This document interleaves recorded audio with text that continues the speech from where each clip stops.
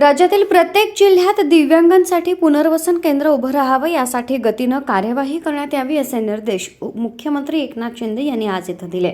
मुख्यमंत्र्यांच्या अध्यक्षतेखाली महाराष्ट्र दिव्यांग वित्त व विकास महामंडळाच्या संचालक मंडळाची बैठक सह्याद्री राज्य अतिथीगृह इथं झाली।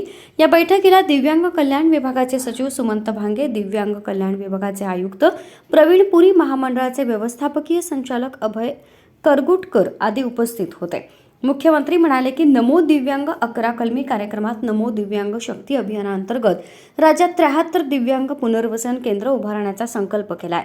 यात दिव्यांगांना सक्षम करण्यासाठी विविध साधनांची उपलब्धता असेल, तसंच चिकित्सा व उपचार आदी आवश्यक गोष्टींचा समावेश राहील। या दृष्टीने नियोजन करण्यात यावं असंही त्यांनी सांगितलं।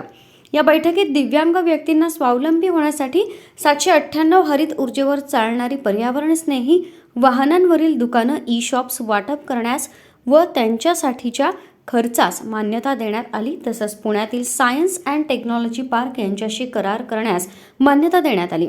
या करारामुळे दिव्यांगांच्या रोजगार स्वयंरोजगारासाठी कौशल्य विकास प्रशिक्षणाची व्यवस्था केली जाणार आहे।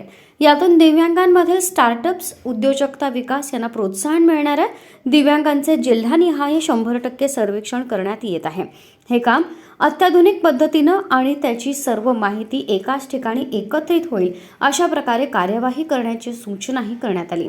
दिव्यांग वित्त व विकास महामंडळाचे अधिकृत भाग भांडवल 50 वरून 500 कोटी करण्यात आले आहे। यामुळे महामंडळाची केंद्रीय कॉर्पोरेट अफेअर्स मित्रमंडळाच्या संकेतस्थळावर नोंद प्रसिद्ध करण्यासाठीची कार्यवाही व शुल्क भरण्यास मान्यता देण्यात आली।